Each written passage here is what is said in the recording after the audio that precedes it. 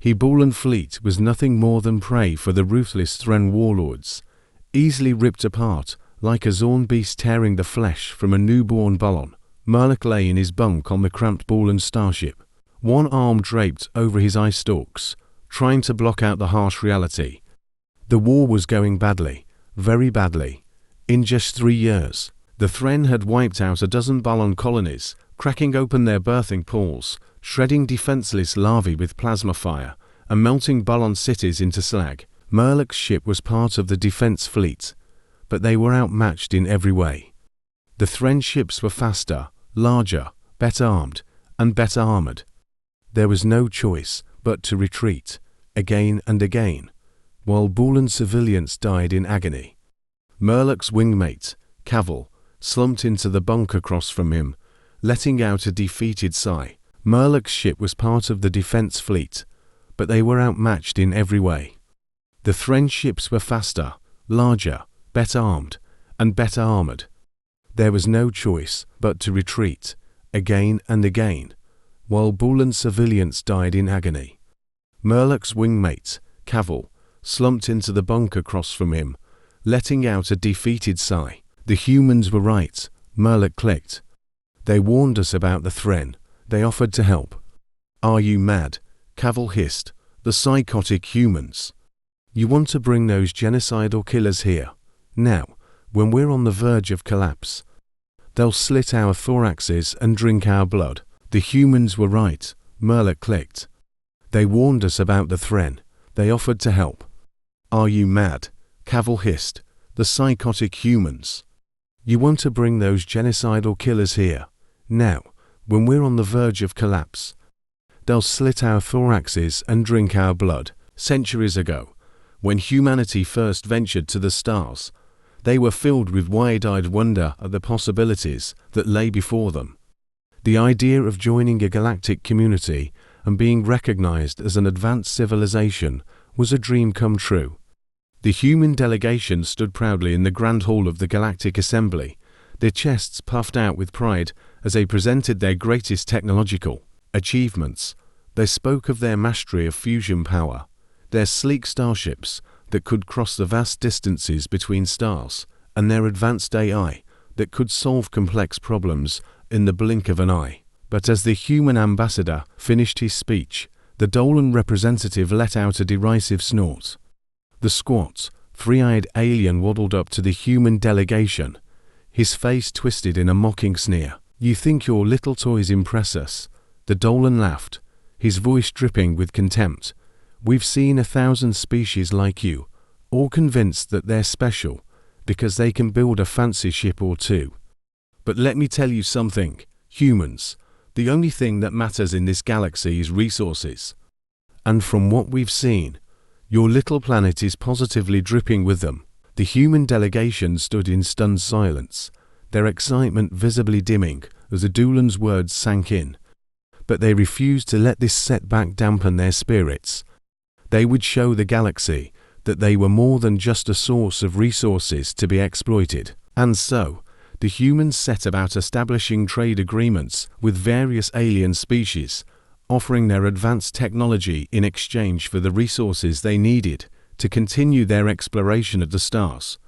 They approached the Dolans, hoping to establish a mutually beneficial partnership, but the Dolans had other ideas. Within months, they had brazenly stolen millions of tons of resources from Earth, stripping entire regions bare without so much as a word of warning. When the humans objected, the Dolans simply laughed in their faces. Consider this a lesson, humans, the Dolan ambassador sneered.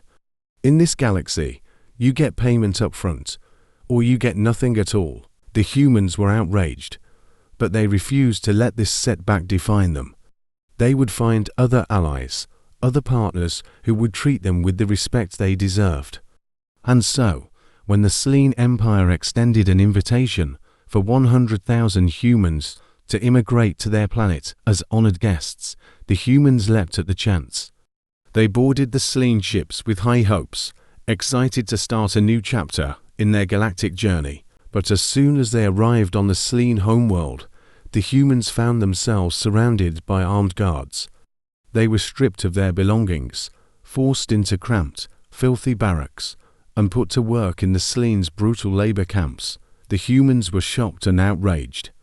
They demanded to speak with the Sleen leadership to negotiate the release of their people, but the Sleen simply laughed in their faces. "You are our property now, humans," the Sleen emperor declared, "and we will do with you as we please." The humans refused to accept this fate.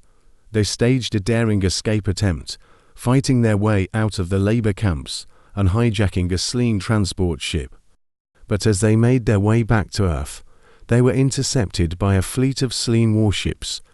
The Sleen launched a barrage of 100,000 Viridium missiles at the human ship, each one targeted as a major population center back on Earth. The humans watched in horror as the missiles streaked towards their homeworld, knowing that they were powerless to stop them. The Viridium missiles detonated in the skies above Earth's cities, unleashing a terrible plague that left millions of humans writhing in agony. The Viridium burned through flesh and bone, leaving its victims as little more than charred husks. In the aftermath of the attack, the Jandas Collective approached the humans with an offer of aid. They claimed to have a cure for the Viridium plague, a medicine that could heal the wounds and restore the victims to health. The humans were desperate, and they eagerly accepted the Jandas offer. The Jandas doctors worked tirelessly to treat the Viridium victims, administering their miracle cure to all who needed it. At first, the treatment seemed to work. The Viridium burns began to heal, and the patients started to regain their strength. But then, just as the humans were beginning to hope that the worst was behind them, the patients began to die. It started with a few isolated cases, but soon the deaths spread like wildfire. The humans watched in horror as their loved ones succumbed to a new, more aggressive strain of the Viridium plague. The Jandas Collective had tricked them. The cure was nothing more than a means to accelerate the disease. Betrayed and on the brink of extinction, humanity had no choice but to fight back with a ferocity that shocked the galaxy. They unleashed their full military might, developing advanced weapons and tactics that turned them into a force to be reckoned with. They pushed the Dulans and the Sleen back, reclaiming their stolen resources and exacting a terrible vengeance. The humans had become something more than just a fledgling spacefaring race. They had become warriors hardened by loss and betrayal. When the Thren warlords first encountered the humans, they saw only another weak species to be conquered. But they soon learned that humanity was different. The humans fought with a savage determination, willing to sacrifice everything to protect their home and their people.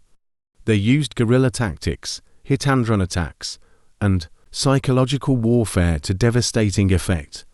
The Thren were unprepared for the sheer brutality of the human response, and for the first time in their history, they faced an enemy that could not be cowed or defeated. As the Thren ships closed in on Murloc's fleet, he knew that the time had come to make contact with the humans. He activated the emergency beacon, sending a distress signal to the nearest human outpost. The message was simple: "We need your help. The Thren are coming." Hours passed with no response. The Thren fleet drew closer, their weapons charging for the final assault. Murloc's heart sank. He realized that they might be too late. But then, just as all hope seemed lost, the sensors picked up a massive energy surge. A fleet of human warships dropped out of hyperspace, their hulls gleaming with advanced technology. The lead ship, a massive dreadnought, broadcast a message to the Bulan fleet. "This is Captain Marcus Steele of the UHN Invictus. We've received your distress call. Hold the line, we're coming in hot." Human ships moved with precision and speed, their weapons cutting through the Thren fleet like a hot knife through butter. The Thren, caught off guard by the sudden appearance of such a formidable enemy, faltered and began to retreat. Murloc watched in awe as the humans pressed their advantage, driving the Thren back and securing the Bulan fleet's survival. As the last of the Thren ships jumped to hyperspace, Murloc opened a channel to the UHN Invictus. "Thank you, Captain Steele. You saved us." "We're not here for thanks," Steele replied, his voice cold and hard. We're here to end this war. The Thren won't stop until they've conquered or destroyed everything in their path. But they made a mistake when they came after us. We're going to make sure they regret it, with the humans now on their side. The Boolan had a fighting chance.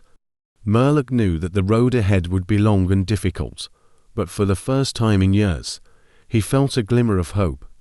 Together, the Boolan and the humans would stand against the Thren,